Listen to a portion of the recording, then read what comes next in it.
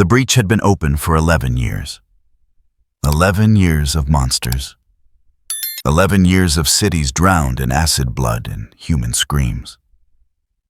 11 years of humanity learning that the universe was larger and crueler than they'd ever imagined, and that the things living in the spaces between dimensions saw Earth as nothing more than a colonization project. The precursors had built their invasion corridor with precision, tearing a wound through space-time at the bottom of the Challenger Deep, where the ocean pressed down with enough force to crush submarines like tin cans. A perfect location. Remote. Inaccessible. Deep enough that by the time their biological weapons reached the surface, humanity had no time to prepare, only react. But the precursors, for all their dimensional engineering and genetic mastery, had made their first mistake. They assumed they were the only ones who understood how to manipulate the spaces between worlds. 11,000 meters beneath the Pacific surface, where volcanic vents pumped superheated chemicals into water that never saw sunlight, the breach pulsed with the steady rhythm of an open artery. The rift glowed with bioluminescent energies that had no name in human physics, casting impossible colors across the abyssal plain. Kaiju passed through with increasing frequency, each one larger than the last. Each one a living calculation in the precursor's algorithm of extinction. But the breach was not static. It was a living structure constantly adjusting, compensating, expanding. The precursors monitored it from their toxic world on the other side, making microscopic alterations to the dimensional mathematics that kept the portal stable. They were nothing if not thorough. So when they decided to probe the boundaries, to send exploratory tendrils into adjacent dimensional spaces, searching for other worlds, other Earths that might prove even easier to conquer, they did so with the same calculated precision they applied to everything. The probe lasted 3.7 seconds. It touched something. Something touched back. In the monsterverse, in an ocean separated from the Pacific Rim universe by barriers that should have been absolute, and ancient intelligence registered the intrusion. Not with words, not with thoughts as humans would understand them, but with the same fundamental awareness that governed its existence. The ecosystem had been violated. Godzilla had been old when the first humans crawled from the sea, had witnessed the rise and fall of species, the slow dance of continents, the patient work of evolution that measured time in eons rather than years. Titan, apex predator, guardian of a balance, so fundamental that disrupting it was tantamount to poisoning the planet itself. The breach's probe had lasted less than 4 seconds, but that was enough. A foreign energy signature, a wrongness that carried the chemical taste of invasion of ecosystems, being deliberately corrupted, of worlds dying under calculated assault. The signal faded as quickly as it appeared, the dimensional tendril retracting as the precursors cataloged their data and moved on to other concerns. But the damage was done. Godzilla's dorsal plates flickered with faint bioluminescence energy patterns cascading along its spine in response to stimuli that existed outside the normal sensory spectrum. The Titan had felt the breach's touch like a wound. In reality itself, an instinct older than civilization demanded investigation. The creature descended, following trace energies that shouldn't exist, moving through the hollow Earth's vast caverns, with the patient certainty of something that understood the planet on a level humanity could barely comprehend. Down through volcanic tunnels, through passages carved by forces geological and biological, down to where the Earth's mantle pressed against ancient structures that predated human history. And there, in a place where dimensional boundaries wore thin, where the fabric of space-time showed stress fractures from forces applied on both sides, Godzilla found what the precursors had accidentally created. A seam, a weakness, a place where two realities touched. The Titan pushed. Reality screamed. For a moment, measured in fractions of a second, two universes overlapped. The Monsterverse and Pacific Rim worlds occupied the same space, the same quantum coordinates, the same impossible now. Physical laws bent. Causality stuttered, and in that infinitesimal window, Godzilla moved. The transition felt like dying and being born simultaneously. Every atom in the Titan's body existed in a state of quantum uncertainty, neither here nor there belonging to both worlds, and neither. Then the moment passed, the realities separated, and Godzilla emerged into waters that were familiar but wrong. The Pacific Ocean, but not its Pacific. The same tectonic plates, the same volcanic activity, but carrying the chemical signatures of a world under assault. The water tasted of kaiju blood and human industry. The deep currents carried traces of dimensional energies that had no natural source. Godzilla swam, adjusting to the minor differences in this reality's physical constants. Gravity pulled slightly different. The water's salinity measured a fraction of a percent higher. Small variations, but the Titan's senses cataloged them all with perfect accuracy. And beneath everything else, like a wound that wouldn't stop bleeding, the breach called out, not with sound, not with any signal humans could detect, but with the same fundamental wrongness that had drawn Godzilla across dimensional barriers in the first place. A tear in the world. A gateway that shouldn't exist. A point where the natural order had been deliberately violently disrupted. The Titan turned toward the source dorsal plates, beginning their slow luminescent pulse. Not with aggression, not yet, but with the same inexorable purpose that had governed its kind for millions of years.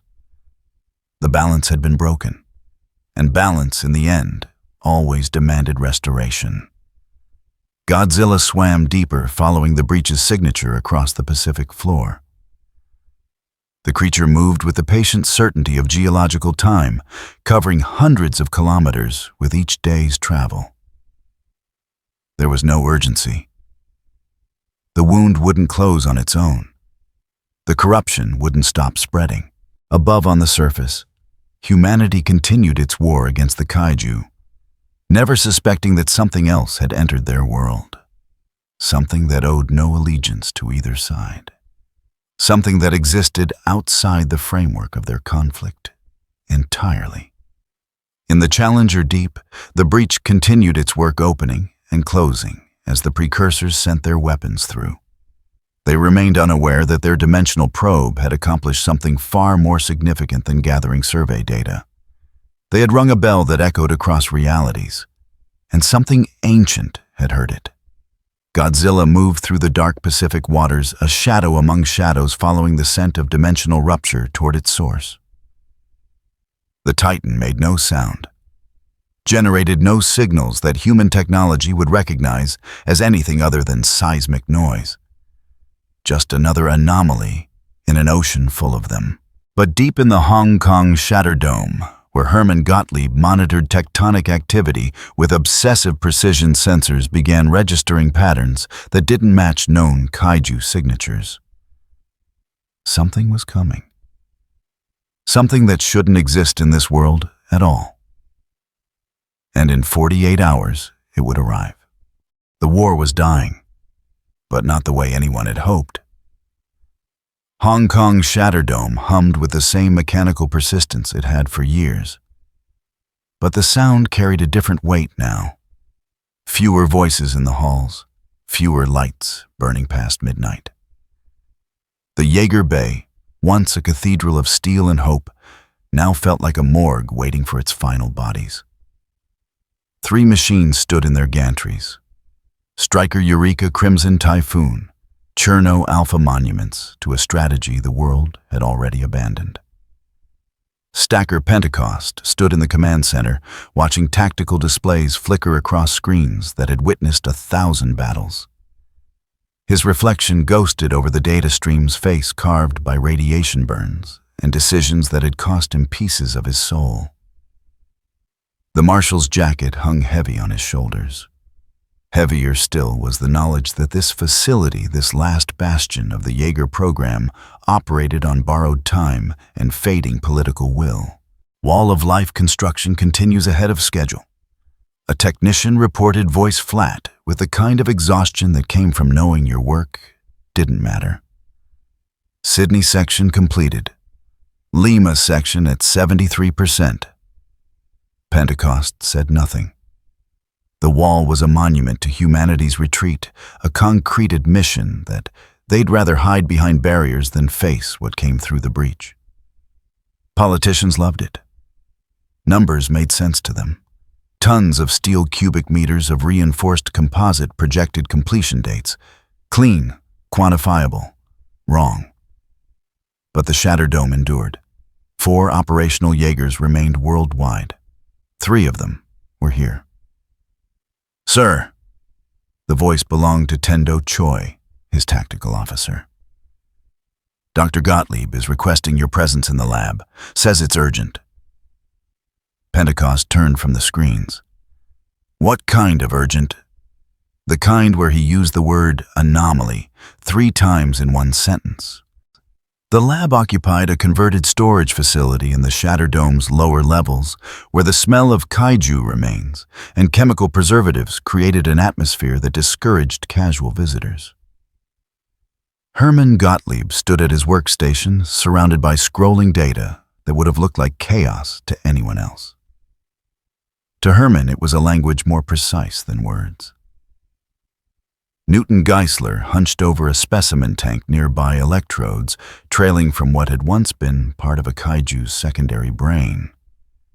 The contraption looked like something built from spare parts and desperation.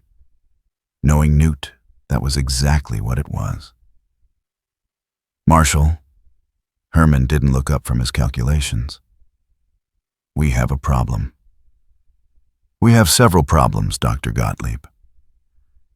"Yes, well, this one is new." Herman gestured to a holographic display that materialized above his desk. Seismic data painted 3-dimensional patterns in the airwaves of energy propagating through the Earth's crust in configurations that looked almost deliberate. "I've been tracking tectonic activity around the breach for the past 6 months. Standard monitoring protocol." Pentecost moved closer. And the patterns changed 4 days ago. Herman's fingers danced across his interface, isolating specific waveforms. "These are the baseline readings, standard breach energy signatures. Kaiju emergence disturbances, the usual cacophony of dimensional instability. Now look at this." The display shifted. New data overlaid the old, and even Pentecost could see the difference. Something else moved beneath the Pacific, something that generated pressure waves distinct from anything the breach had produced before. "Kaiju?" Pentecost asked, though he already suspected the answer. "No." Herman pulled up comparative analyses charts that showed the divergence between known kaiju signatures and this new phenomenon. Kaiju generate specific bioacoustic patterns. We've cataloged hundreds of them. This is different. The frequency is wrong. The intensity fluctuates in ways that don't match organic locomotion. And the size, it's huge. Newt interjected, finally looking up from his work. His eyes had the manic gleam they always got when he stumbled onto something genuinely strange. "I mean, kaiju huge, but different. The sonar data is all over the place. Whatever this thing is, it's not following standard movement patterns." Pentecost studied the readings. Years of combat experience had taught him to trust anomalies. The expected killed you slowly. The unexpected did it fast. "Where is it now?" Herman zoomed the map, centering on a point in the Western Pacific. "Approximately 800 kilometers northeast of our position, moving south-southwest at variable speeds." if it maintains current trajectory. It's heading here. Within 48 hours, yes. The lab fell silent, except for the ambient hum of equipment and the distant sounds of the Shatterdome's mechanical heartbeat. Pentecost processed the information with the same cold calculation he applied to everything. Unknown contact. Size comparable to a kaiju. Heading toward the last major Jaeger facility in the Pacific. Could it be a new category? He asked. Something the precursors haven't deployed before. Newt shook his head. I've been in their heads, man. I've felt what they feel when they send these things through. This signature doesn't match anything in the collective memory. It's like... He struggled for the right words. It's like listening to a conversation and suddenly hearing a voice that doesn't belong to anyone in the room. Herman adjusted his glasses, a gesture Pentecost had learned meant the physicist was about to say something he didn't want to. There's another irregularity. The breach itself has shown increased activity over the past week. Minor fluctuations in dimensional stability, almost as if something is testing the boundaries. Probing. The precursors. Perhaps.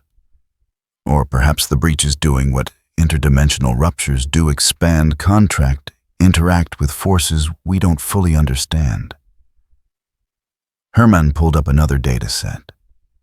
Newt's neural bridge experiments have given us insight into the precursor's intentions, but the breach itself remains a phenomenon beyond our complete comprehension. It's possible they're attempting to optimize their invasion corridor. Pentecost looked between the two scientists, these men who had become his unlikely weapons in a war that was fought as much with knowledge as with steel and fists. Recommendations. Full alert status, Herman said immediately.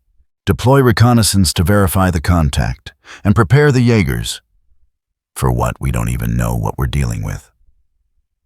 Exactly.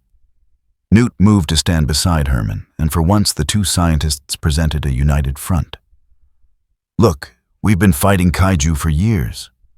We know their game, but this is different, and different is dangerous. Whatever's out there, it's big enough to register on every sensor we have, and it's coming straight toward the largest concentration of anti-kaiju hardware left on the planet.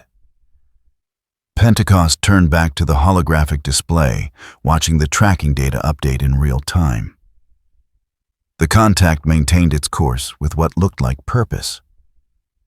Not the blind aggression of a kaiju following pheromone trails or hive mind directives. This moved like something that knew where it was going. Keep monitoring, he ordered.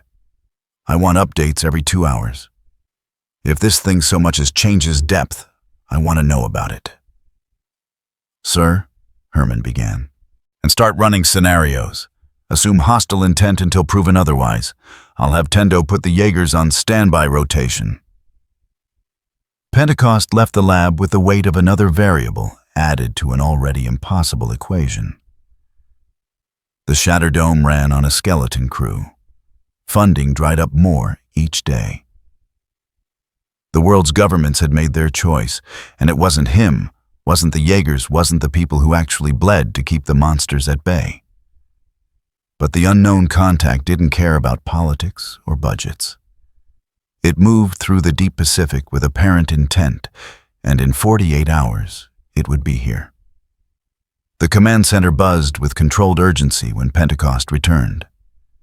Tendo had already begun preliminary alert protocols without being asked. Good. The man understood what kind of war they were fighting.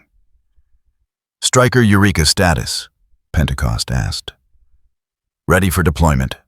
Pilots are on base resting after yesterday's training run. Tendo pulled up the Jaeger's technical readouts. Herc and Chuck can be suited up in 20 minutes if needed. Put them on notice. Crimson and Cherno, too. Tendo's fingers moved across his console, sending alerts to pilot quarters throughout the facility.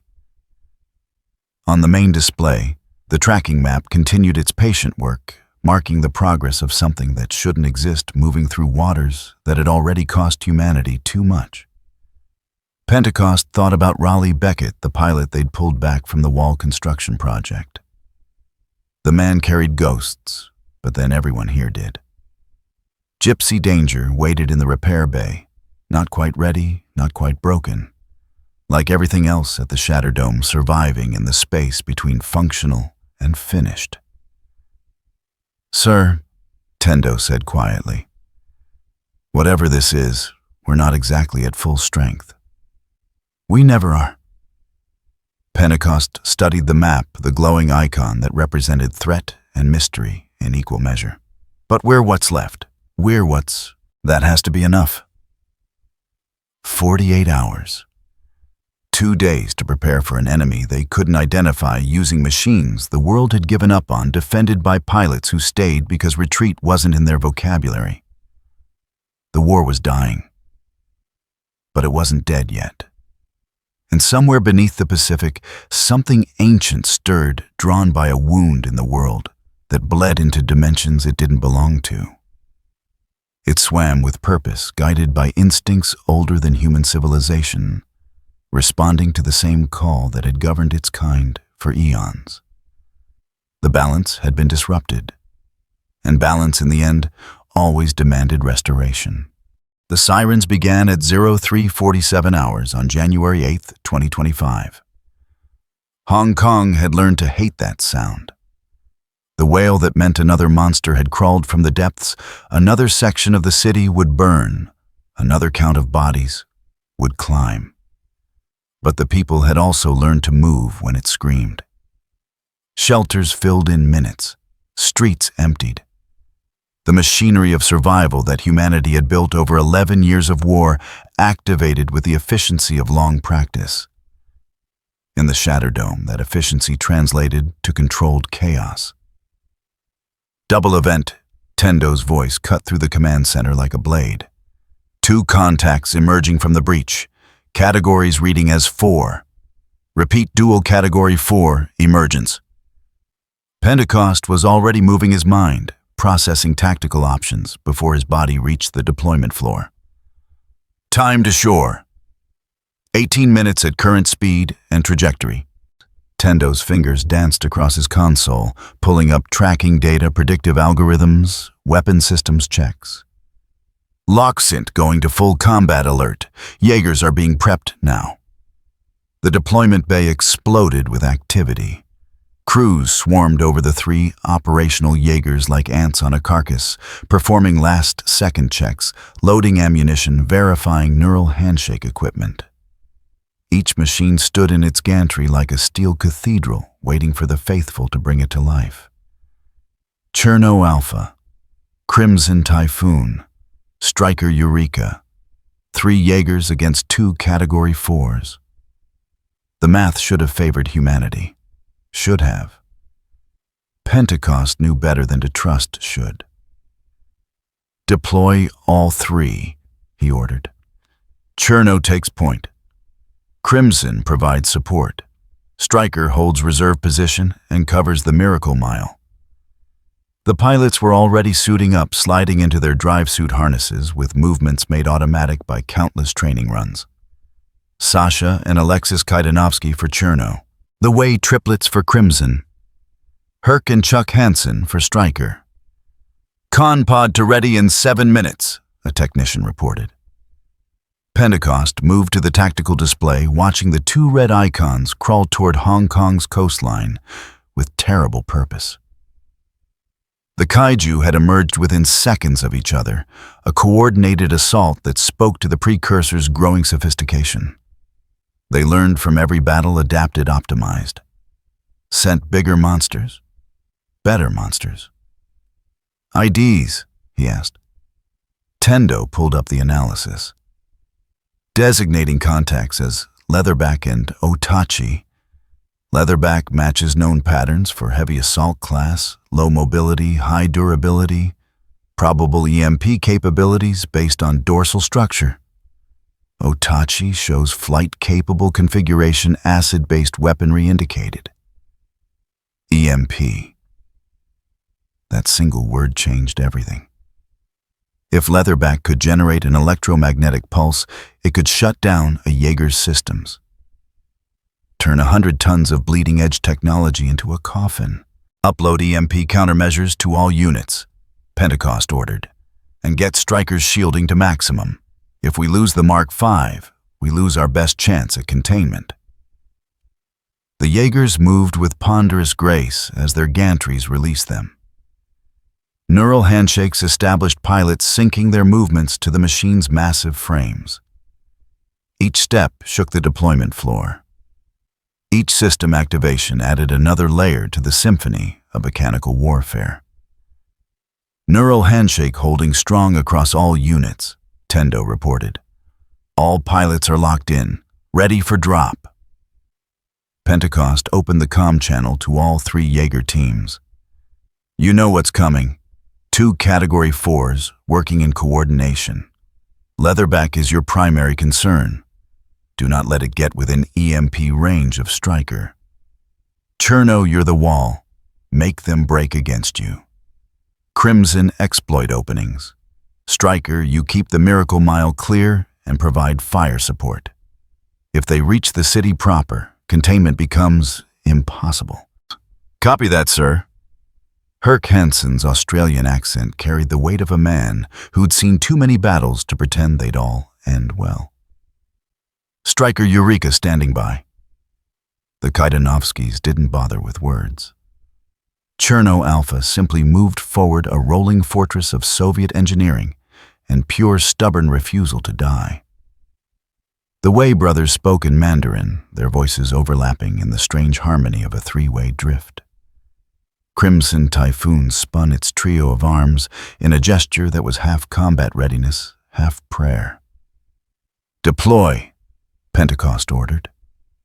The Jaegers launched into Hong Kong's rain-soaked night.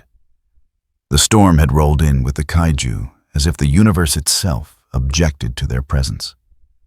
Rain hammered the city in sheets, turning streets into rivers, drowning out every sound except thunder and the emergency sirens that wouldn't stop screaming.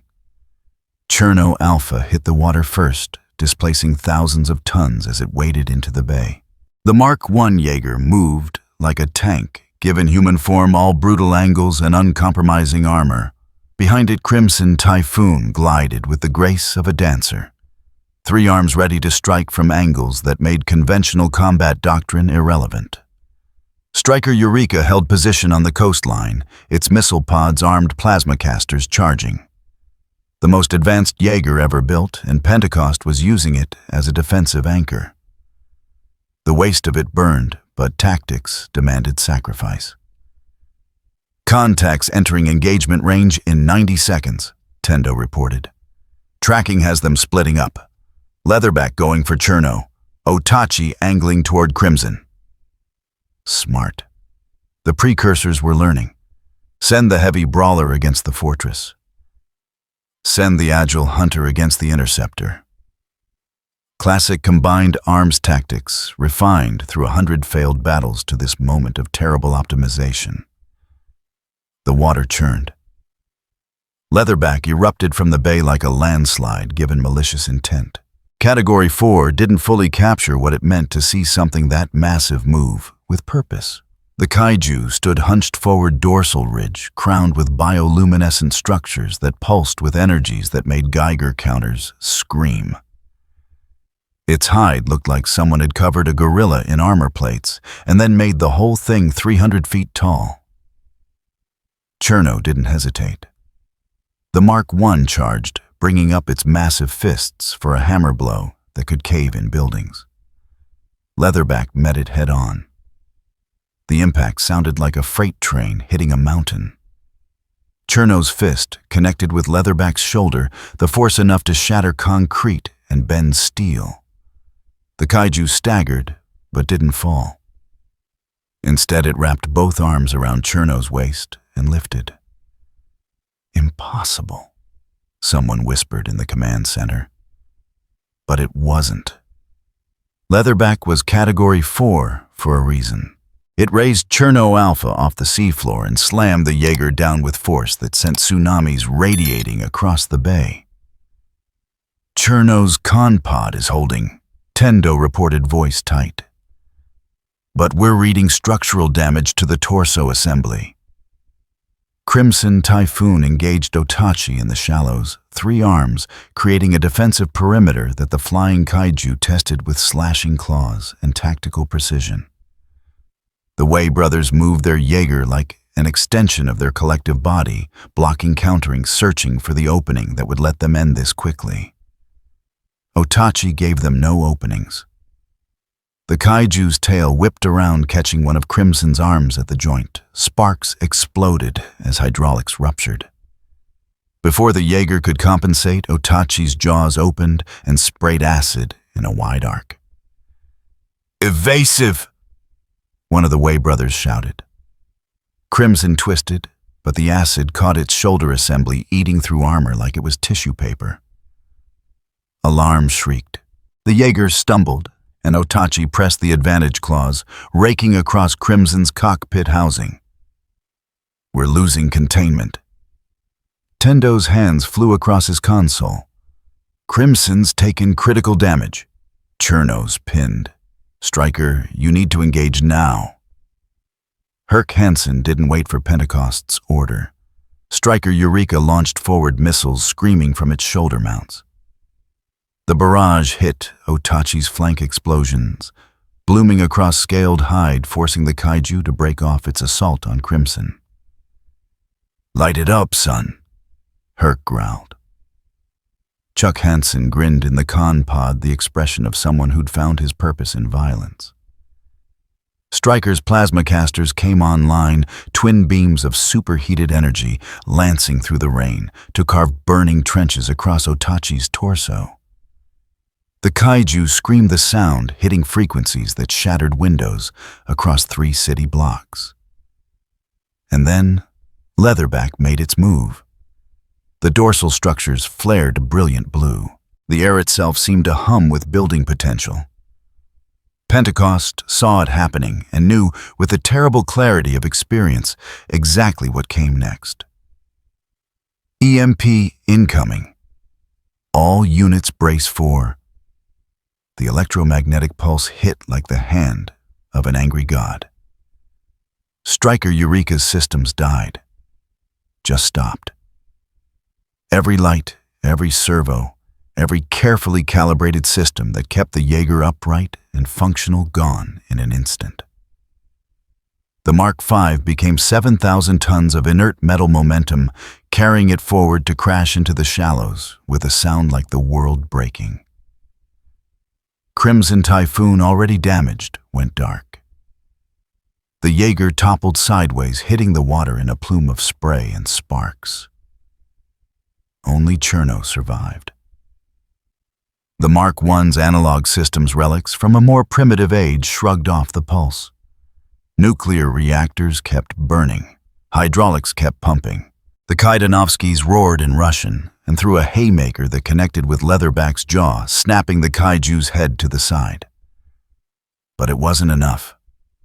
Leatherback recovered, drove its fist into Cherno's reactor core, and the night turned white.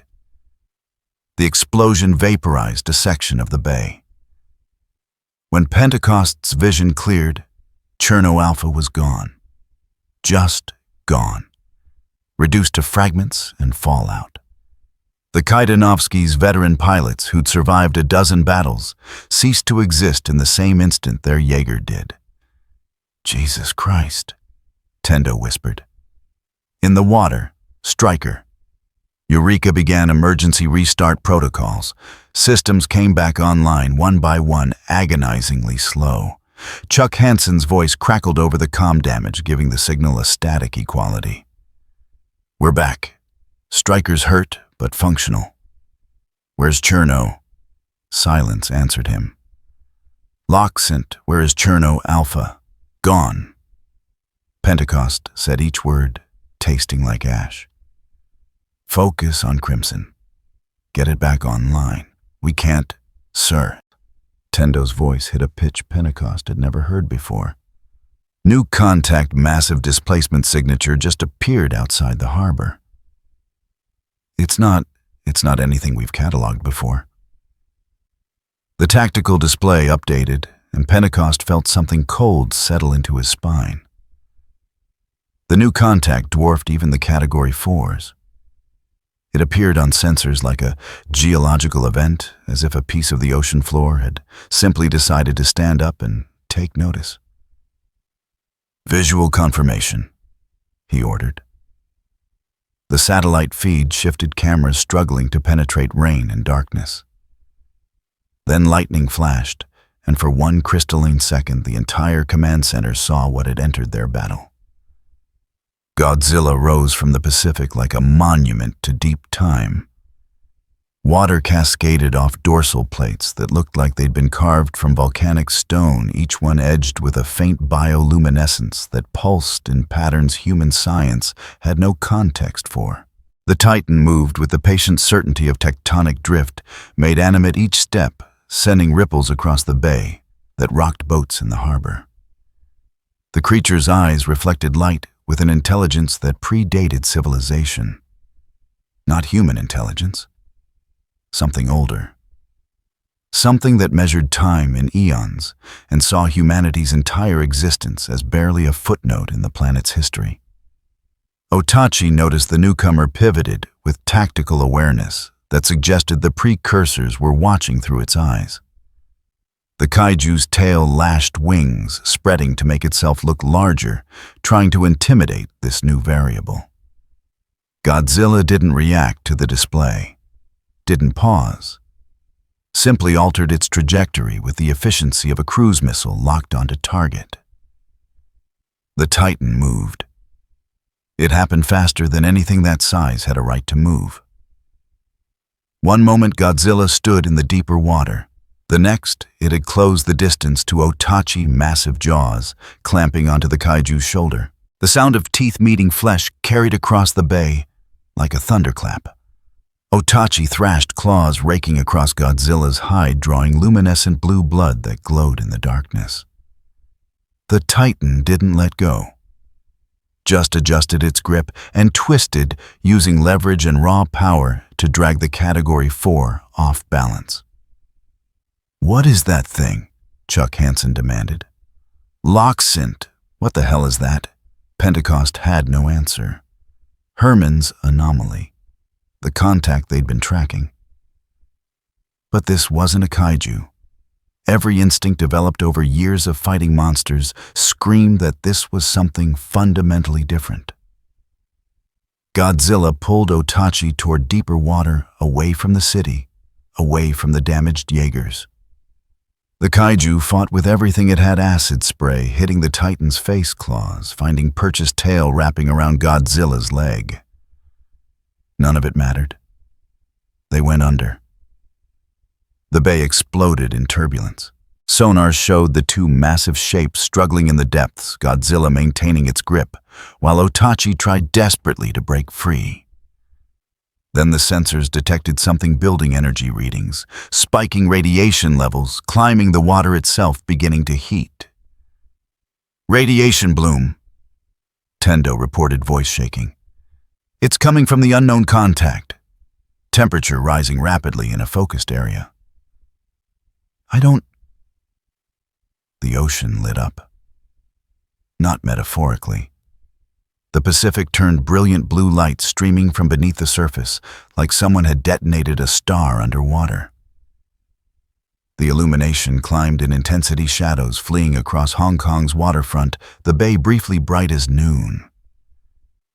Then came the sound. A bass rumble that started below human hearing and climbed the register until it became a roar that shook buildings and set off car alarms for miles. The water itself carried the vibrations, every ship in the harbor rocking as if hit by a depth charge. When Pentecost's vision adjusted, he saw the aftermath. A column of superheated steam rose from the bay, a pillar of vapor that punched through the storm to tower over the city. The water around it boiled bubbles, breaking the surface in patterns that suggested unimaginable heat release. Bioluminescent blue still glowed beneath the waves, fading slowly. Otachi surfaced 300 meters away, thrashing weakly. Its shoulder was a charred ruin, scales blackened flesh, cooked. The kaiju's movements had lost all coordination, wings twitching spasmodically. And Godzilla. The Titan surfaced just long enough for Pentecost to see its dorsal plates fade from brilliant blue to their baseline dim glow. Then it sank again, disappearing into the depths, as if it had never been there at all. Leatherback, apparently having decided that discretion beat valor, had already retreated toward the breach. The heavy kaiju moved with desperate speed, ignoring Striker Eureka's belated missile barrage, focused only on escape. Otachi tried to follow, made it perhaps 100 meters before its damaged body gave out. The Category 4 sank still alive, but dying, leaving a trail of glowing blood across the bay. The battle was over. Silence filled the command center. The kind of silence that came after disaster, when the mind struggled to process what it had witnessed, searching for context that didn't exist. "Status report," Pentecost said, forcing the words past the shock. Tendo took a breath, centered himself. Cherno Alpha destroyed with all hands. Crimson Typhoon operational but severely damaged pilot stable, but the Jaeger needs extensive repairs. Striker Eureka functional EMP damage appears to be temporary. Kaiju contacts both retreating. Unknown contact has disappeared from all sensors. Disappeared. Just gone, sir. Like it was never there. No heat signature, no sonar return, nothing. Pentecost moved to the window overlooking the bay. Hong Kong burned in scattered fires. Emergency services were already moving, performing the grim calculus of triage and body counts. The city would survive. It always did. But they'd lost Cherno, lost the Kaidanovskis, nearly lost Crimson and Striker too. And whatever that thing in the water was, it hadn't been helping them. Hadn't coordinated with the Jaegers, had simply shown up, engaged a threat, and left. Like humanity wasn't even part of the equation. "Sir," Tendo said quietly, "what do we tell the PPDC about that?" Pentecost watched steam still rising from where Godzilla had fired whatever weapon it possessed. Some kind of directed energy attack, powerful enough to cook a Category 4 from the inside out. The water glowed faintly in its wake radiation that would take weeks to dissipate. "Tell them we encountered an unknown variable," he said finally. "Classification uncertain. Appeared to engage kaiju targets, but showed no coordination with PPDC forces. Last known position was approximately..." "Sir, we don't have a last known position. It's gone. Gone. Something that massive just vanishing into the Pacific." Pentecost thought about Herman's anomaly, the contact they'd been tracking, the thing that moved with purpose through waters that supposedly belonged to humanity's defenders. Except they didn't belong to anyone. The ocean had existed long before Jaegers would exist long after. And apparently something else knew that better than they did. "Get recovery teams to Crimson's position," Pentecost ordered, pushing the questions aside. He could worry about unknowns after he'd handled the certainties. "Priority evac for the Way brothers. I want full damage assessment on both operational Jaegers within the hour. And someone find out if Otachi's corpse is recoverable. Newt will want tissue samples." The command centers shifted back into familiar rhythms. Orders given, status reports compiled. The machinery of war continuing because stopping meant admitting defeat. But Pentecost couldn't shake the image of those dorsal plates glowing in the darkness. Couldn't forget the way that thing had moved, not with aggression, not with hatred.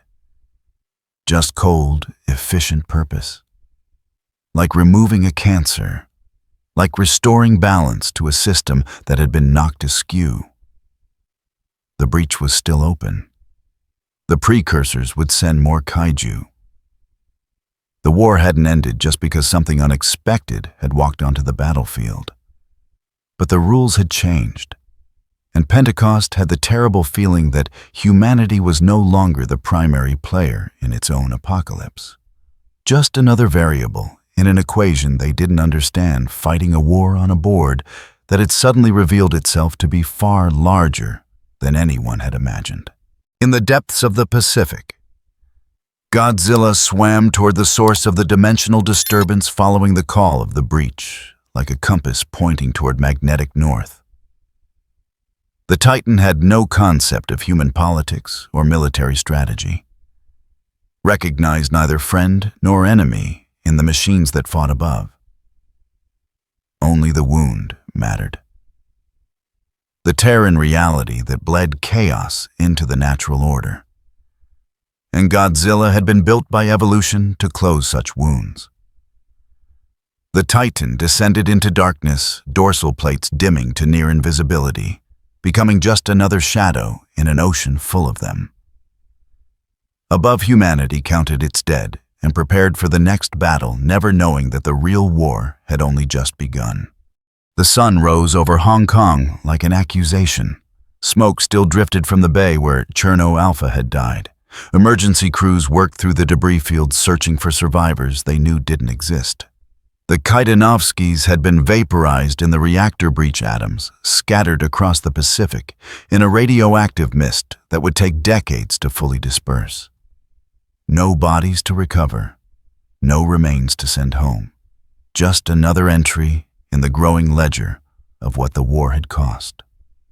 Pentecost stood in the medical bay, watching doctors work on the Wei brothers. They'd survived Crimson Typhoon's crash, but barely. Hu Wei had 3 broken ribs and a concussion. Chung Wei's left arm hung in a sling, shoulder dislocated when their con-pod had hit the water. Jin Wei had gotten off lightest with just severe bruising and a sprained wrist. They were the lucky ones. Crimson needs 6 weeks minimum for repairs. A technician reported, tablet in hand, face gray with exhaustion. The acid damage compromised structural integrity in the torso assembly. We're talking complete replacement of the shoulder housing, new hydraulic systems, rewiring of the neural interface. And that's if we can source the parts. Do it, Pentecost said. Sir, the funding. Do it. He turned to face the technician fully, and whatever the man saw in his eyes killed the protest. We just lost one of our 4 operational Jaegers. I'm not losing another, because accountants decided metal costs more than lives. The technician nodded and fled. Pentecost moved through the Shattered Dome's corridors, each step taking him past reminders of what they'd sacrificed. Photos on memorial walls, commendations for pilots who died in cockpits, the smell of ozone and hydraulic fluid that never quite left the ventilation system. He found Herman and Newt in their lab, both men looking like they hadn't slept since the battle. Knowing them, they probably hadn't. Tell me something useful, Pentecost said without preamble. Herman adjusted his glasses, the gesture carrying the weight of someone about to deliver news he wished he could avoid. The kaiju you designated as Otachi has been recovered from the bay. Preliminary analysis confirms it was still alive when we retrieved it, though barely. Dr. Geisler has been examining the remains. I've been doing more than examining. Newt looked up from a workstation covered in tissue samples and neural mapping equipment. His eyes had the manic gleam that meant he'd found something significant. I drifted with a piece of its secondary brain. Just a quick dive enough to get surface impressions. Newt, I know it's dangerous, Herman's already yelled at me. But listen, the precursors know about the unknown contact, about your mystery titan. Pentecost felt something cold settle into his chest. Explain. Otachi's memories, include fragments of collective awareness. The hive mind shares information across all active kaiju. When Leatherback and Otachi engaged our Jaegers, the precursors were watching through their eyes. They saw everything. Newt pulled up neural imaging on his screens, patterns of synaptic activity that looked like abstract art. And when that thing showed up, Godzilla, for lack of a better name, the precursors freaked out. Freaked out? Herman interjected. Newton, please use scientific terminology. Fine. They experienced what we'd classify as extreme threat recognition coupled with tactical reassessment protocols. Better, Newt didn't wait for an answer. The point is, they didn't expect it. Whatever Godzilla is, it's not part of their invasion plan. It's a variable they can't control. Pentecost moved closer to the displays, studying the neural patterns like they were enemy troop movements. Can they kill it? That's the million-dollar question. Herman took over pulling up his own data sets. Based on the energy readings we recorded during the engagement, Godzilla demonstrated capabilities that exceed anything we've cataloged in kaiju biology. The directed energy weapon it deployed underwater generated temperatures in excess of 6,000 degrees Celsius in a focused beam. That's hotter than the surface of the sun. And it did that underwater, Newt added. Do you have any idea how much energy that requires? The thermal bloom alone should have created a steam explosion that leveled half the bay. Instead, we got a controlled burst that cooked Otachi from the inside without significant collateral damage. That's not just power. That's precision. Pentecost thought about the steam column rising into the night. Thought about how Godzilla had simply vanished afterward, disappearing from every sensor they had, like it had never existed. The precursors will adapt. They already are. Herman's tone carried the grim certainty of a man who'd run the calculations and hated the results. Newton's neural drift revealed fragmented impressions of accelerated kaiju development. The precursors are reallocating resources, adjusting genetic templates, preparing for a threat they didn't anticipate. They're building something specifically to counter Godzilla, Newt said. I couldn't get clear details. The memories were fragmentary. Dying neurons don't exactly provide high-definition recall, but the intent was unmistakable. They're scared of it, so they're making something that can handle it. Pentecost absorbed this, fitting it into the larger, tactical picture. The precursors had an unknown number of kaiju in various stages of development on the other side of the breach. They could accelerate production, optimize designs, create purpose-built weapons for specific threats. Humanity's advantage had always been adaptability innovation, the ability to think their way around problems that brute force couldn't solve. But the precursors could do the same thing, just faster, more efficiently, with resources that made human industrial capacity look like children playing with blocks. How long until they deploy this new kaiju? He asked.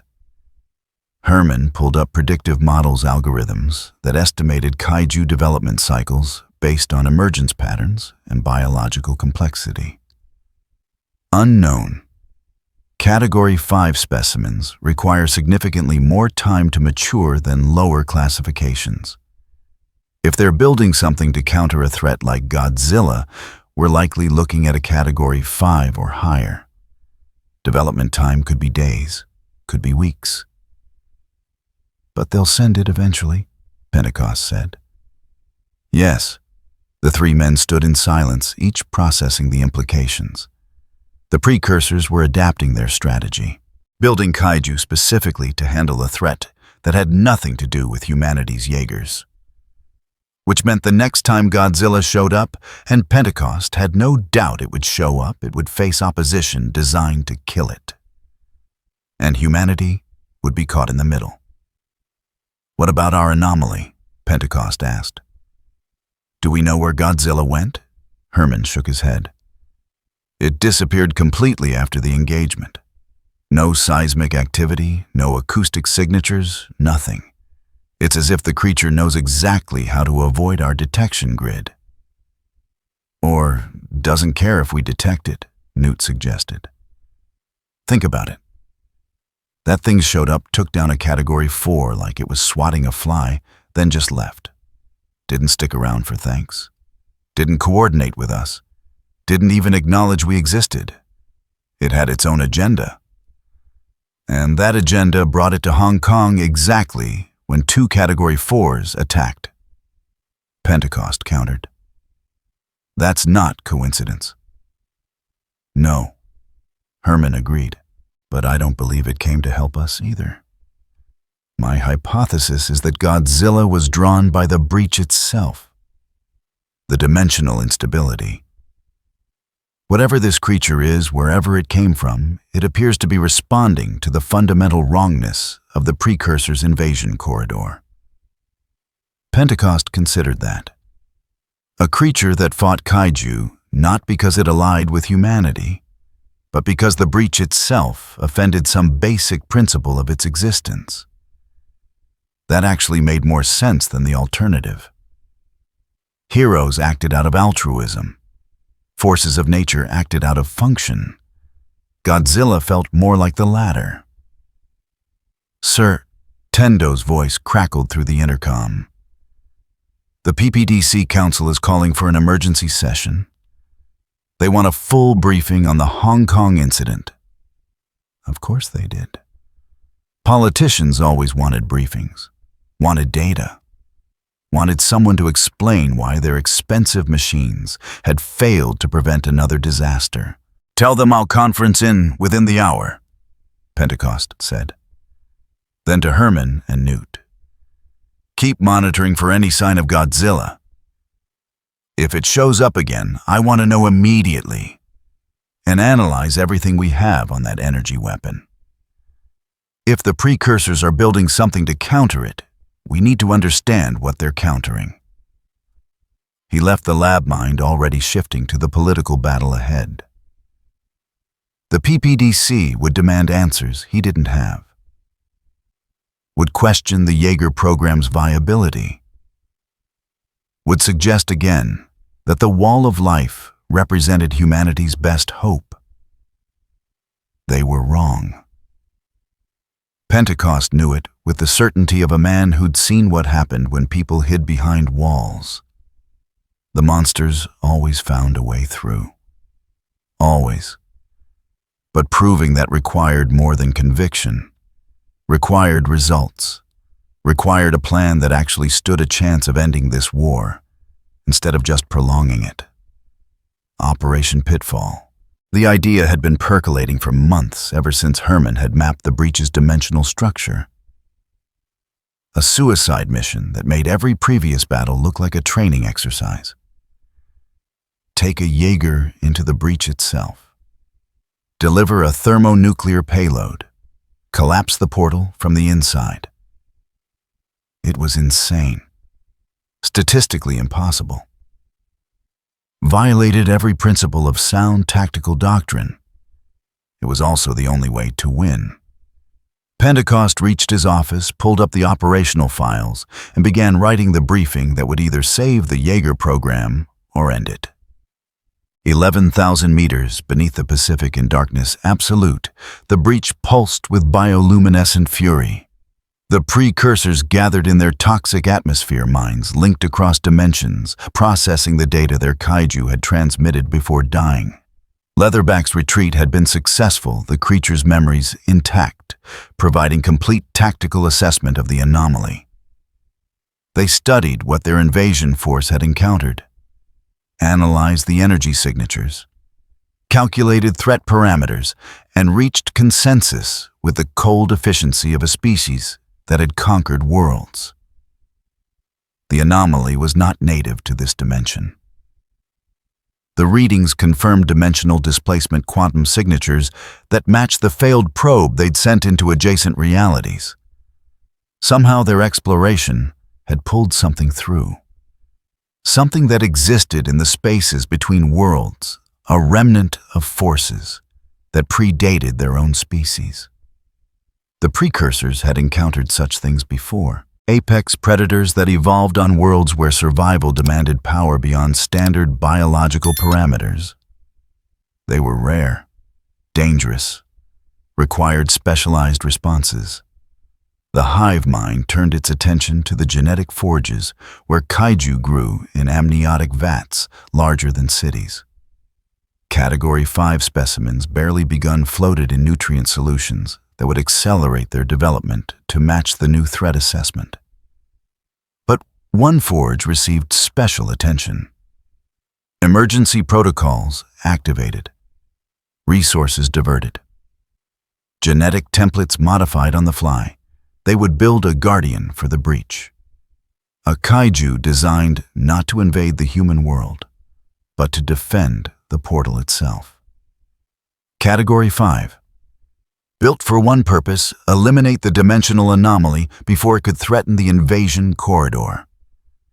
The precursors designated it Mourner, a creature of calculated violence, optimized for underwater combat against a single target profile. They fed it data from Otachi's final moments, teaching it the anomaly's capabilities, showing it the threat that needed elimination. The kaiju grew. Accelerated development protocols pushed it toward combat readiness. Where a standard Category 5 required weeks to mature, Mourner would be ready in days. The precursors would not make the mistake of underestimating the anomaly again. Pentecost's conference call with the PPDC Council went exactly as expected. Accusations, demands for accountability, thinly veiled suggestions that the Shatterdome should be shut down, resources redirected to wall construction. He let them talk. Let them spend their anger. Then he dropped Operation Pitfall on the table like a grenade. "You want to end the war?" he said, voice cutting through the council's arguing. "This is how we end it. We take the fight to the source, collapse the breach, cut off their invasion corridor permanently." Silence on the line. Then, predictably, objections. The radiation alone would kill any pilots who attempted such a mission, someone argued. Yes, Pentecost agreed. The failure rate would be near absolute. Yes, you're proposing a suicide mission. I'm proposing we win, Pentecost said quietly. Everything else is just dying slowly. The debate stretched for hours. Arguments about resources, about politics, about the optics of sending pilots to certain death.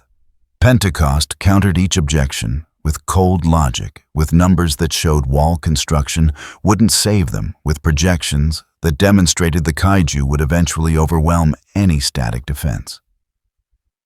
In the end, they gave him grudging approval. Not because they believed in the plan, because they were out of alternatives. Pentecost killed the connection and sat in darkness, feeling the weight of what he'd just committed to. Operation Pitfall would require everything they had left. Striker Eureka and Gypsy Danger, once Raleigh Beckett could be convinced to pilot again. A thermonuclear device that would irradiate the breach site for centuries.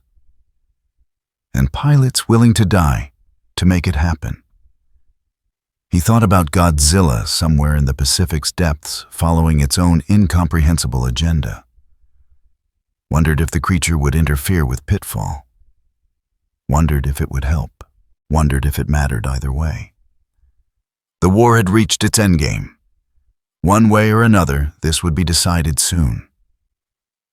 Pentecost straightened his uniform and went to find the pilots who would carry humanity's last desperate gamble into the abyss.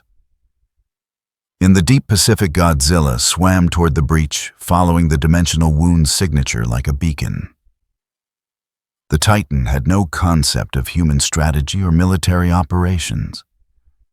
Knew nothing of Operation Pitfall or the precursor's frantic preparations. It simply moved toward the source of imbalance with the patient certainty of geological forces. The wound would be closed. The balance would be restored. Everything else was irrelevant. January 12th, 2025. 4 days after Hong Kong burned. The Challenger Deep waited in darkness 11,000 meters below the Pacific surface, where pressure crushed steel and light had never reached. Down where the Earth's crust thinned, where tectonic forces ground against each other with the patience of geological time. Down where the precursors had chosen to wound reality itself. 2 Jaegers descended into that darkness. Striker Eureka carried the payload, a thermonuclear device with yield enough to vaporize a small city.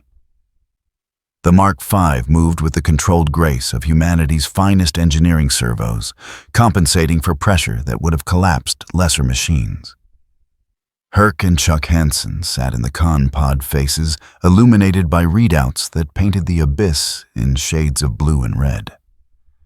Gypsy Danger followed the older Mark III, serving as escort and backup. Raleigh Beckett and Mako Mori shared the neural load, their minds intertwined through the drift, 2 people becoming 1 operator. The Jaeger's reactor hummed with nuclear fire, a star burning in the deep. Depth 1,200 meters and descending. Tendo's voice crackled through the comm, distorted by distance and water. All systems nominal. Breach signature strengthening. Pentecost watched from Lawsent, surrounded by screens that showed telemetry sonar radiation readings. The command center felt emptier than usual. Half the stations unmanned. Most of the Shatterdome's personnel had been evacuated, leaving only essential crew. If this failed, there wouldn't be much point in maintaining the facility anyway. Striker Gypsy, be advised. We're reading increased activity around the breach. Tendo's fingers moved across his console, pulling up sensor data. Multiple contacts forming on the far side. Looks like they're waiting for you. Copy that, Loxent. Herx's voice carried the calm of a man who'd already made peace with his fate. How many contacts? At least 3, possibly more. Signatures are unusual. One of them is massive, matching profiles for Category 5. In Gypsy's con pod, Mako's breathing quickened. Raleigh felt it through the drift, felt her fear mixing with determination with the memory of kaiju that had killed her family. He pushed calm back through the neural link, steadying them both. We keep moving, he said. That's the mission. The Jaegers descended through zones where fish had evolved to create their own light, where pressure turned water into something closer to liquid metal. Gypsy's external lights carved tunnels through the darkness, illuminating nothing but more darkness ahead. At 5,000 meters, the sonar started screaming. Contact rising fast, Tendo shouted. Dead ahead, closing at Jesus, it's moving at 60 knots. Designation Raiju Category 4. Impact in 30 seconds. The kaiju came out of the darkness like a missile, all sleek angles and bioluminescent rage. It slammed into Gypsy Danger with force that would have shattered buildings, claws scrabbling for purchase on the Jaeger's armor. Alarms shrieked. The con pod spun as Mako and Raleigh fought to maintain balance. Elbow rocket, Raleigh commanded. The weapon fired at point-blank range explosive force, driving Raiju backward in a cloud of bubbles and kaiju blood. The creature tumbled through the water wounded, but not dead, already circling for another pass. Keep moving. Pentecost's order cut through the chaos. Gypsy, hold it off. Striker, you stay on mission. Nothing stops the payload. Copy. Chuck Hansen's voice was tight. Striker Eureka continued descending, while Gypsy turned to face Raiju Plasmacaster, charging, preparing to buy time with its own destruction if necessary. They didn't have to. The water pressure changed, not gradually, but instantly, like a door opening in the ocean itself, Gypsy's sensors registered a massive displacement, something rising from below with enough speed to create turbulence that rocked both Jaegers. Godzilla emerged from the abyssal darkness. The Titan moved through the deep like it owned its dorsal plates, casting faint blue light across water that had never seen the sun. Raiju sensed the newcomer pivoted with tactical awareness, jaws opening to spray acid. Godzilla didn't slow down, simply swam through the acid cloud as if it were nothing, skin absorbing the assault without visible damage. Then, the Titan's jaws closed around Raiju's midsection teeth, finding purchase, and with one savage shake, Godzilla tore the Category 4 in half. Bioluminescent blood filled the water like a nebula. Raiju's pieces drifted apart, twitching with dying nerves. Godzilla released the corpse and continued downward, swimming past both Jaegers without acknowledgement. What the hell? Chuck's voice held something between awe and terror. Loxant, did you see that? We saw it. Pentecost's tone remained neutral, but his mind raced. Godzilla had returned. Of course it had. The Titan was drawn to the breach the same way moths were drawn to flames. All units maintain mission focus. Unknown contact is not engaging Jaegers. Continue descent. They dropped deeper. 8,000 meters, 9,000. The breach's signature grew stronger, radiation readings climbing the water itself, seeming to vibrate with energies that shouldn't exist in baseline reality. At 10,000 meters, they found the Precursor's welcoming committee. The ambush came from 3 directions simultaneously. Scunner. Another Category 4 erupted from a thermal vent to Stryker's left claws reaching for the payload. A second kaiju, something new unnamed, all teeth and rage, came from above. And from the breach itself, rising like judgment, came Slattern. Category 5. The largest kaiju ever recorded. A monster that made everything else look like practice runs. Slattern's tentacles spread wide, each one thick as a subway tunnel equipped with crushing force enough to compact a Jaeger into scrap. The creature's roar generated pressure waves that cracked Gypsy's viewports, made Stryker's reactor flicker. Engage! Pentecost's order was redundant. The battle was already happening. Gypsy twisted chainsword, deploying, catching Scunner's charge with a strike that opened the kaiju's flank. Blue blood fountained. Mako and Raleigh moved as one, the drift, making them more than human, less than separate, a weapon system optimized for violence. Stryker's missiles filled the water with explosions, driving back the unnamed kaiju, creating space for the Mark V to maneuver. But Slattern was the real problem. The Category 5 moved with terrible grace, tentacles whipping out to crush, to grab, to destroy. One tentacle wrapped around Stryker's leg, another caught its arm. The Jaeger's servos screamed as Slattern began to pull, trying to tear the Mark V apart like a child dismantling a toy.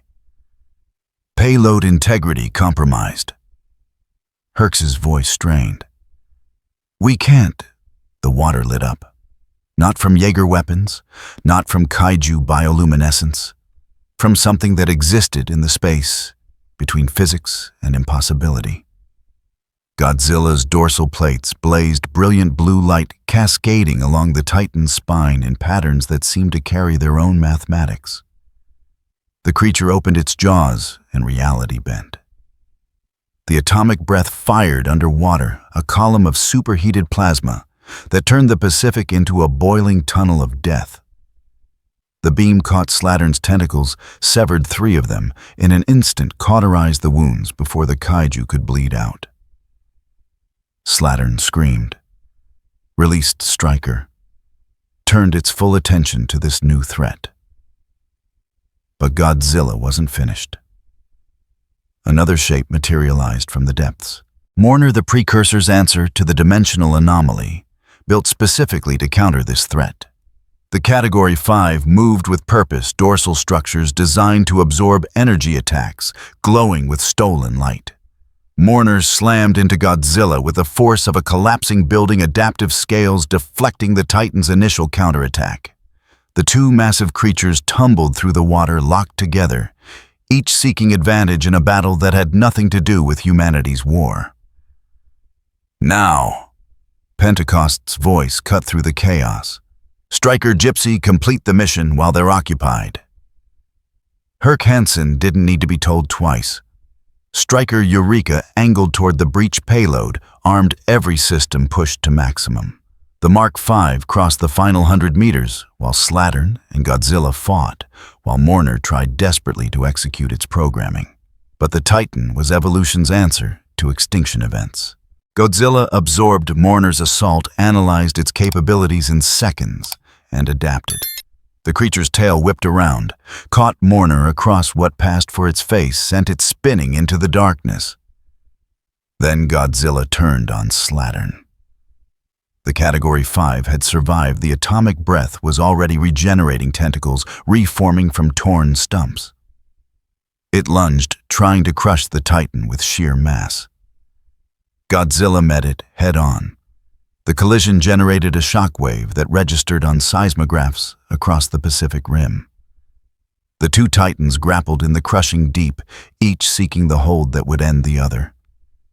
Slattern's remaining tentacles wrapped around Godzilla's torso, squeezing, trying to crack the Titan's ribs. Godzilla's claws found purchase in the kaiju's hide, tearing through bio-armor that had been designed to withstand nuclear weapons. In Loxent, Herman watched the energy readings spike off every chart. My God, the forces they're generating, that should be impossible. Nothing's impossible anymore, Newt whispered. Eyes locked on the screens, showing a battle between things that shouldn't exist. Mourner recovered, shook off the disorientation, and rejoined the fight. Two Category 5s against one Titan. The precursors had calculated this scenario, had built their guardians specifically for this moment. They'd calculated wrong. Godzilla released Slattern, let the current carry it backward, creating space. The dorsal plates began their cascade again, but faster this time, the glow climbing from tail to head in less than a second. "It's charging something big," Tendo said. "Energy output is, I don't even have a reference for this." The atomic breath erupted, not as a beam, but as an explosion. Godzilla released the energy in all directions simultaneously, a nuclear pulse that turned a sphere of ocean 500 meters in diameter into instant steam. The pressure differential created a void, water rushing in to fill the vacuum, generating currents that threw Jaegers and kaiju alike.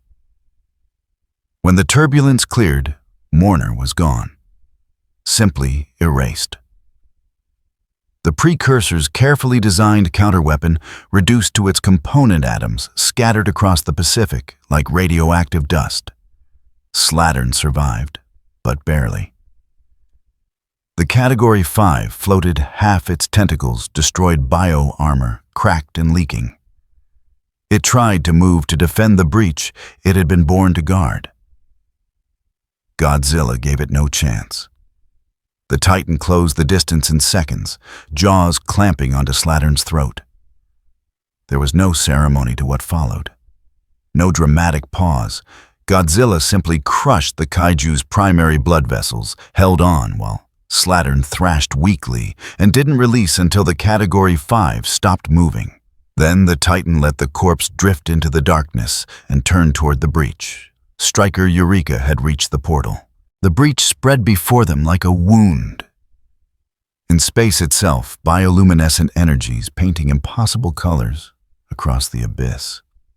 Through the rift, Herc and Chuck could see the other side, the precursor's toxic world, where more kaiju floated in amniotic suspension, waiting their turn to invade. "Payload armed," Chuck reported. "Timer set, 60 seconds. "Copy, Striker." Pentecost's voice carried the weight of knowing what came next. Get out of there.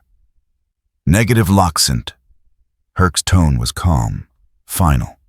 The breach is collapsing already. Radiation levels inside the rift will fry our systems before we can clear the blast radius. We're staying to make sure it closes. Silence on the comm. Everyone in Loxent knew what that meant. Dad, Raleigh started. Relay to Gypsy Danger. Herc cut him off. Get clear, tell the Marshal we got the job done. In Gypsy's con pod, Raleigh felt Mako's grief mixing with his own through the drift. They'd all known this might be a one-way trip. Knowing didn't make it easier. Thank you, Pentecost said simply. Both of you. For everything. Just make sure it matters. Chuck's voice was steady. Make sure we were the last ones who had to do this. The timer hit 30 seconds. Striker Eureka faced the breach holding position against the current that tried to pull it through to the other side. Herc and Chuck sat together in the con pod, father and son sharing their last moments. In the drift, their minds intertwined in a way that transcended words. Gypsy Danger began emergency ascent reactor pushed to maximum racing against the blast that would come. And Godzilla watched. The Titan floated in the deep dorsal plates, dimming to their baseline glow regarding the rift with something that might have been understanding. This was what it had come for. The wound in reality. The tear that bled chaos into the natural order. The humans were closing it. 15 seconds. Godzilla turned away from the breach, began swimming upward. Not fleeing. The blast wouldn't harm it significantly, but the wound would be sealed, the balance restored. There was no reason to remain. 10 seconds. Striker Eureka's reactor went critical first, a deliberate overload that would ensure the payload detonated properly. The Mark V began to glow from within metal heating to temperatures that made the surrounding water boil. 5 seconds. Herc Hansen closed his eyes. Chuck reached across the con pod, took his father's hand. 0. The thermonuclear device detonated inside the breach, and for one infinite moment, the Challenger Deep became brighter than the sun. 11,000 megatons of force channeled through a dimensional rift, collapsing the portal's structure, cauterizing the wound in space-time that had bled monsters into humanity's world for 11 years. The explosion generated a shockwave that registered on every seismograph on Earth, created a tsunami that required emergency evacuations across the Pacific Rim, irradiated the Challenger Deep to levels that would persist for centuries. But it worked. The breach collapsed. The portal sealed. The connection between Earth and the precursor's toxic dimension severed permanently. The war was over. In Loxent, alarms screamed as sensors registered the blast. Pentecost stood silent, watching the data streams that confirmed what Striker Eureka had sacrificed to achieve. No more breach. No more kaiju. No more war. Just the price they'd paid for peace. Sir, Tendo's voice was hollow. Confirming breach collapse. The dimensional signature is gone. It's actually gone. Around the command center, exhausted personnel began to comprehend what they'd witnessed. Some cheered, some cried. Some just sat in stunned silence, trying to process the fact that they might actually survive to see tomorrow. Pentecost thought about Herc and Chuck Hansen, about the Kaidanovskis, about every pilot who died in a Jaeger cockpit fighting for a world that had already given up on them. Get recovery teams to Gypsy's coordinates, he ordered quietly. And contact the PPDC. Tell them Operation Pitfall was successful. Gypsy Danger surfaced 3 hours later, hauled up by recovery ships that found the Mark III floating in debris-scattered waters. Raleigh and Mako emerged from the Con-Pod mines still intertwined through drift echoes, sharing the grief of watching friends die to save a world. They'd survived, but survival felt less like victory and more like being left behind. Across the Pacific, cities that had lived under kaiju threat for 11 years began to understand what the seismic readings meant. The breach was closed. The monsters were finished. Humanity had won. The cost could be tallied later. In the deep Pacific, Godzilla continued upward, swimming through waters that had suddenly become quieter. The dimensional wound had been sealed by the same species that had been its victims. The humans had done what the Titan had intended to do itself. The balance was restored. Godzilla reached the depth where the breach's residual energies still lingered, faint traces of dimensional instability that would fade over time. But there was something else. A seam. A weakness in reality's fabric that the breach's collapse had stressed rather than healed. The same seam the Titan had used to cross into this dimension. Godzilla's dorsal plates began to glow, not with the brilliant blue of combat, but with a deeper resonance. Energy building not for destruction, but for something more precise. The Titan had crossed dimensional boundaries before, knew how to manipulate the spaces between worlds when the barriers wore thin. The atomic breath fired but differently than before, not heat. Not force. Pure energy channeled into the quantum foam that separated realities, widening the seam for just a moment, creating a passage that existed for less than a second. Long enough. Godzilla pushed through, felt reality shift around it, the laws of physics adjusting as dimensions swapped places. The transition was easier this time. The Titan's biology already mapped to both realities existing in a quantum state that belonged to neither fully. Then the moment passed. The seam closed, and Godzilla emerged into familiar waters. The MonsterVerse's Pacific Ocean spread in all directions, chemical signatures matching the world the Titan knew. No dimensional wounds, no reality bleeding chaos into the natural order. Just the patient work of evolution, the slow dance of ecosystems that had existed for millions of years. Godzilla descended into the depths, dorsal plates fading to near darkness, becoming once again just another shadow in an ocean full of them. The Titan had no concept of victory or defeat, had simply responded to an imbalance, had restored what needed restoring. Now it returned to the role evolution had designed it for, apex predator guardian of a balance so fundamental that it transcended individual species or civilizations. The ocean swallowed Godzilla whole, and the Titan disappeared into abyssal trenches where light never reached, where pressure crushed lesser creatures, where ancient things still swam in darkness. Absolute. In the Pacific Rim universe, humanity celebrated its victory, never knowing that the creature which had tipped the balance had already gone home. In the MonsterVerse, Monarch sensors registered a familiar signature returning to baseline territories. Dr. Serizawa studied the readings, noting the brief absence, the strange energy fluctuations that defied explanation. But Godzilla was home. That was what mattered. The Titan settled into the deep, found a trench that suited its needs, and went dormant. Rest. Recovery. Waiting for the next imbalance that would require intervention. The ocean's rhythm continued patient and eternal, indifferent to the dramas that played out in the thin layer of atmosphere above. Two universes separated by barriers that should have been absolute, each continuing on their separate paths. In one, humanity rebuilt from war. In the other, Titans maintained their ancient vigil.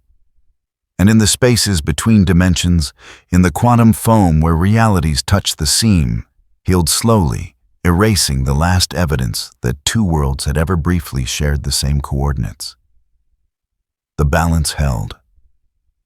Everything else was just noise. 3 weeks after the breach closed, the world was still learning how to breathe. Hong Kong rebuilt. Slowly. The scars remained sections of the waterfront where Cherno Alpha's death had left radioactive craters, buildings that would never stand again, memorial walls growing longer with each passing day.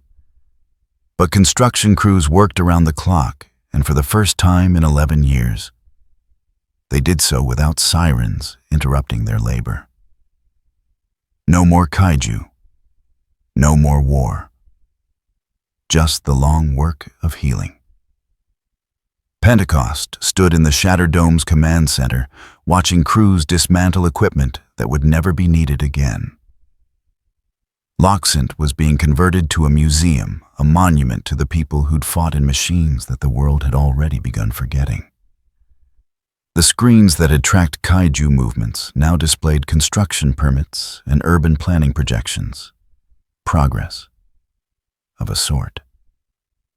Sir, Tendo appeared at his shoulder tablet in hand. The PPDC wants final casualty reports by end of week. And they're asking about the anomaly again. The anomaly. That was what the official reports called it. The unknown variable that had appeared during the Hong Kong engagement and again at the breach. No designation, no category. Just a creature that had killed 3 Category 5s and then vanished as if it had never existed.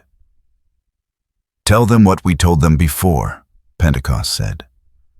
Unknown origin. No current threat assessment. Last known position was Challenger Deep. Presumed destroyed in the breach collapse. It was a lie. Pentecost knew it was a lie. But some truths were more dangerous than useful, and the world didn't need to know that something capable of erasing Category 5s had been swimming in their oceans, operating on an agenda that had nothing to do with humanity's survival. The creature had helped them.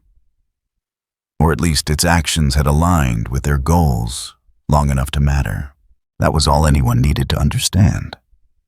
Tendo nodded and left to file the report. Pentecost turned back to the window, looking out over the bay, where battles had been fought, where pilots had died defending a world that had lost faith in them.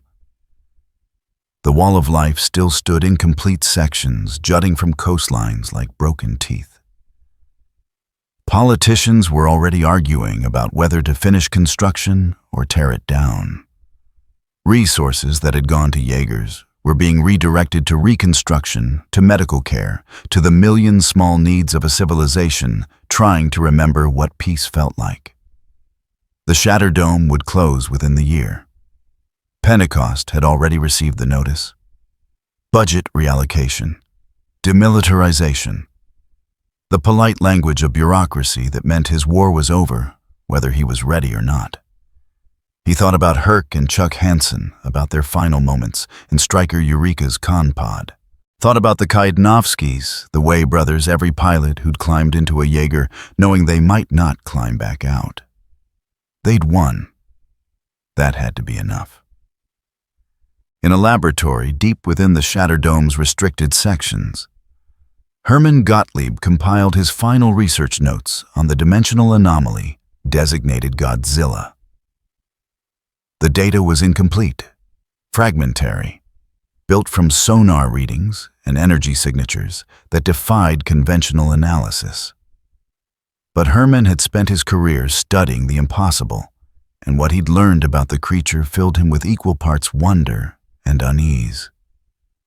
"It was never from this world," he said to the empty lab, speaking his conclusions aloud, as if testing their validity. The dimensional signatures matched the breach, but inverted, as if it crossed from another reality entirely, another Earth, perhaps, where evolution took different paths. Newton Geisler sat in the corner reviewing neural drift data from the kaiju battles. He looked up at Hermann's words, eyes still carrying the manic gleam that never quite faded. "You think it came through the same way the kaiju did? that the precursors accidentally opened a door to somewhere else. Not the same way. The breach was a deliberate construct maintained through constant energy input from the other side. But when the precursors sent their exploratory probe searching for additional worlds to invade, Herman pulled up dimensional mathematics that would have looked like arcane symbols to anyone else. They may have created a brief resonance, a harmonic that connected to a parallel dimension where creatures like Godzilla exist naturally. And it followed the resonance here. Newt moved to look at Herman's calculations. Crossed dimensions because it sensed the breach. But why? What would make something that powerful care about a portal between worlds? Herman considered the question, thought about the way Godzilla had moved, the precision with which it had engaged threats, the complete indifference it had shown to humanity's presence. I don't believe it cared about the portal politically or strategically. I believe it responded to the fundamental wrongness of the breach's existence. A wound, in reality, that violated some principle we don't fully understand. Like an immune system responding to infection, Newt said quietly. The breach was foreign, unnatural, and Godzilla was the antibody. They sat in silence, processing the implications. Somewhere in the multiverse, creatures existed that maintained balance. On a scale humanity could barely comprehend, forces of nature that operated according to rules written long before civilization, long before language, long before anything that thought of itself as conscious. And for a brief moment, one of those forces had crossed into humanity's dimension, had done what it was designed to do, and had left. We'll never see it again, Herman said with certainty. Whatever brought it here, whatever allowed it to cross dimensions, was tied to the breach. Now that the portal is sealed, there's no resonance for it to follow. Good, Newt said, though his tone suggested he didn't entirely mean it. I mean, it helped us, sure. Killed kaiju like they were nothing. But something that powerful operating without any concern for who gets caught in the crossfire, he shuddered. We got lucky it was focused on the precursors' invasion and not on us. Herman didn't respond. Luck suggested randomness, chance, favorable odds. But everything he'd observed about Godzilla suggested a creature that operated with absolute purpose. It had helped humanity not through choice or alliance, but because humanity's goals had temporarily aligned with its own fundamental imperative: restore balance, close the wound, return home. The fact that those actions had saved human civilization was, from the creature's perspective, completely incidental. Herman saved his research to encrypted files that would likely gather digital dust in PPDC archives. Future generations might study them, might try to understand what had walked among them for those brief weeks.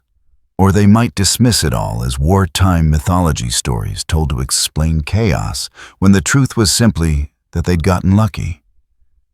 Either way, the data would exist. A testament to the moment when humanity discovered it wasn't alone in caring about the universe's fundamental order. Just alone in thinking such care had anything to do with them specifically. Raleigh Beckett and Mako Mori stood on the Shatterdome's observation deck, watching the sun set over Hong Kong's reconstructed skyline. They'd been released from medical evaluation 3 days prior, pronounced physically fit despite the psychological toll of what they'd witnessed. Gypsy Danger was being decommissioned, stripped for parts that would be sold to museums and private collectors. The Mark III would never fight again, and both pilots felt the loss like phantom limbs, neural pathways still searching for a connection that no longer existed. Do you think about them? Mako asked quietly. The Hansons. Raleigh nodded. Thought about them every day. Chuck's cocky grin, Herc's steady competence. The way they'd face death with the calm acceptance of men who'd always known this was how it would end. "They gave us a gift," he said.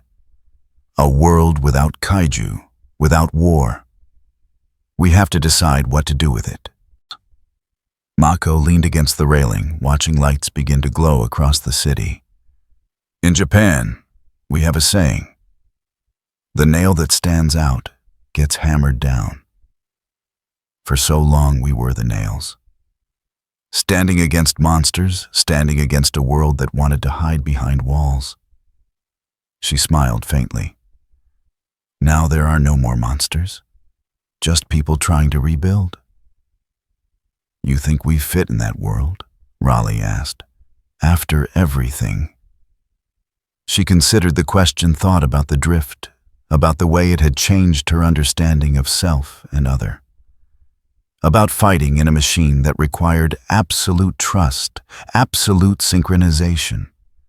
About watching friends die and continuing anyway because the mission demanded it.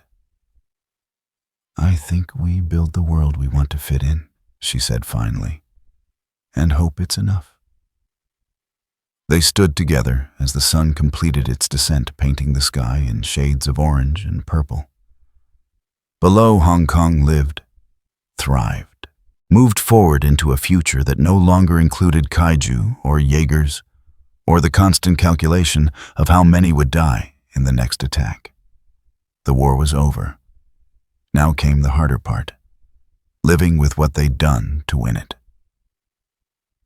Across the Pacific, in waters that had hosted battles and borne witness to humanity's desperate struggle for survival, the ocean continued its patient work.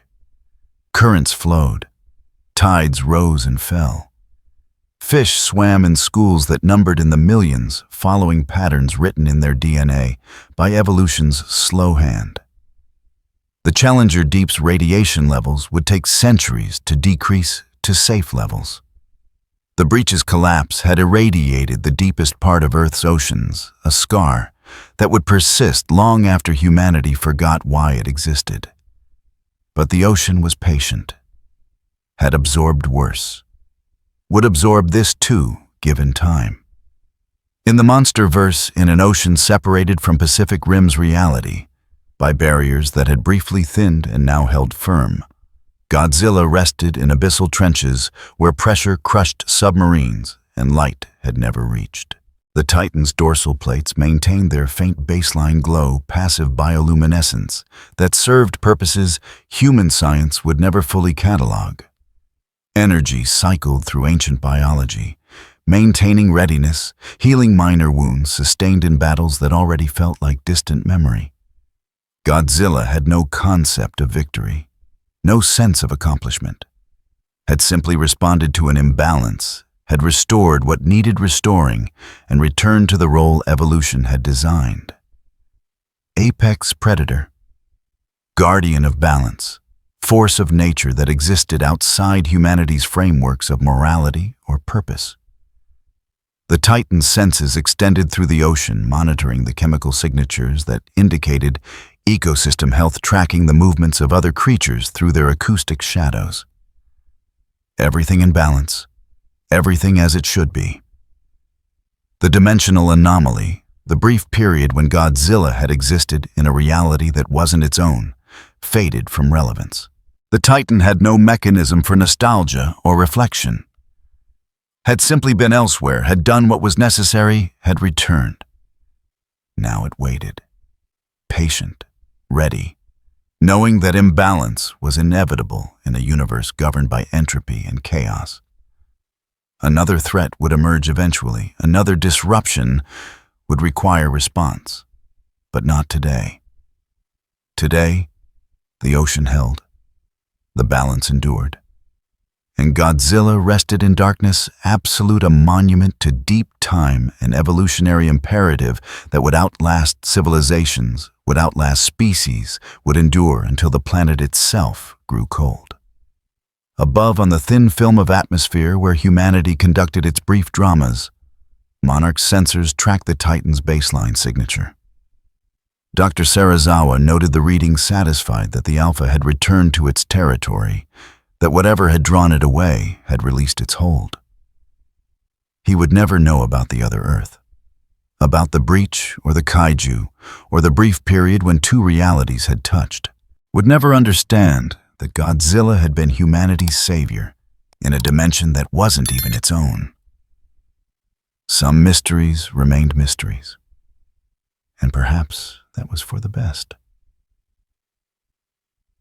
In Hong Kong, as winter settled over the city and the first snow in years began to fall, Stacker Pentecost stood in the empty lockant and made his final log entry. "This is Marshal Stacker Pentecost, Hong Kong Shatterdome, final command report." His voice echoed in the cavernous space, already feeling like a ghost haunting its own past. Operation Pitfall was successful. The breach is closed. The kaiju threat has been neutralized. Total PPDC casualties over 11 years of conflict, 237,000 confirmed dead, including Jaeger pilots, support personnel, and civilian defense forces. He paused, thinking about Herc and Chuck, about the Kaidanovskis, about every name on the memorial walls. "We won," he continued. "But the price was higher than any spreadsheet will ever capture. We learned that the universe is larger than we imagined. That threats can come from places we don't have names for, and that sometimes forces beyond our understanding will intervene in ways we can't predict or control." Pentecost thought about Godzilla, about the creature that had tipped the balance in humanity's favor, and then vanished as if it had never existed. We weren't alone in this fight. Not entirely. Something helped us. Whether by design or accident, I'll never know. But it's gone now.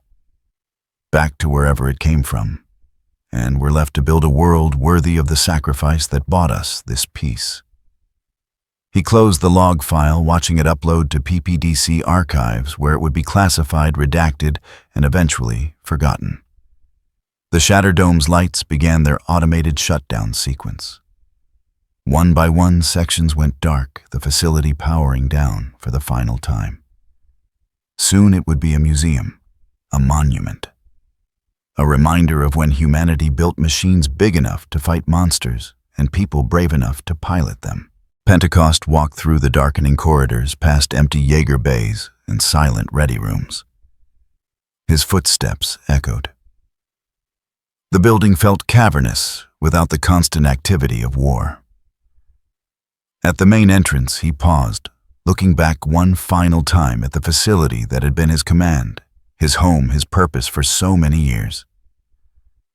Then he stepped out into Hong Kong's winter night, leaving the past behind, walking toward a future he'd fought to make possible but wasn't entirely sure how to live in. The snow continued to fall, covering the city in a blanket of white that made everything look clean and new. Children played in it, laughing, building snowmen, having never known a world where kaiju sirens could interrupt their games at any moment. That was worth something. That was worth everything. Pentecost pulled his coat tighter and walked into the night, into peace, into whatever came next for a soldier whose war had finally ended. Behind him, the Shatterdome went dark. Above, stars burned in a sky no longer waiting for monsters. And in oceans on two different Earths, separated by barriers absolute. The patient work of tides continued, indifferent to the brief moment when two realities had touched and something ancient had crossed between them to restore a balance that transcended worlds. The universe was vast, full of mysteries that would never be solved, forces that would never be understood, moments when the impossible became briefly, undeniably real. Humanity had witnessed one of those moments and survived. That would have to be enough. In memory of those who fought in Jaegers, in recognition of forces beyond our understanding, in hope for a world that learned to stand together against the dark. The breach is closed. The war is over. The balance holds.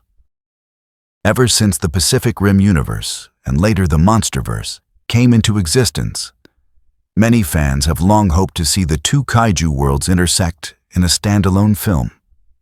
At one point, there were even rumors that Big G might appear in Pacific Rim. Understanding that fan sentiment, we decided to create this low-budget fan service video.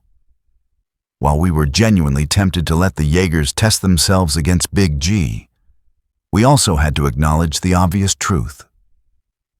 The power gap between the two universes is simply too vast. Any attempt by the Jaegers to initiate an attack would have ended in disaster. So instead, we chose to have both sides cooperate from the very beginning. We also hope that in the future, we'll have the chance to produce another video, one that goes all out with full-scale action, to truly showcase this ultimate crossover.